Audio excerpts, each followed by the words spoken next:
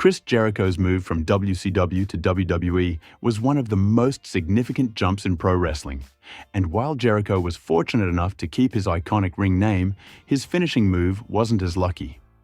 Known in WCW as the Lion Tamer, the move needed a fresh identity when Jericho signed with WWE, and Vince McMahon had no shortage of suggestions. In fact, McMahon sent Jericho a fax packed with 32 alternative names, some of which, looking back, were pretty bizarre.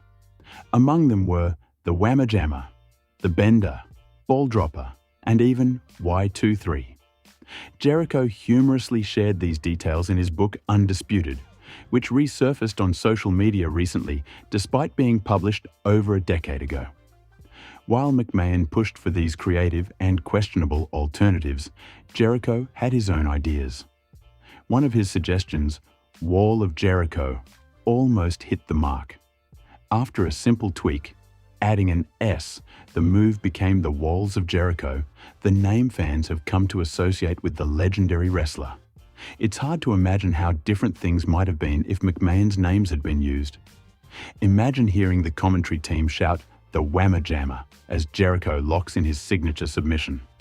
Though Jericho has since brought the move to AEW, it's safe to say the embarrasser wouldn't have had quite the same impact. Jericho's career might look a lot different had those names stuck. Although fans today may debate whether Jericho should step away from the ring, his contributions to wrestling are undeniable.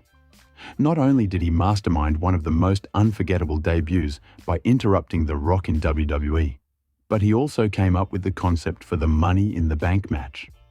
Love him or hate him, Jericho's fingerprints are all over the wrestling world, and he isn't done leaving his mark yet.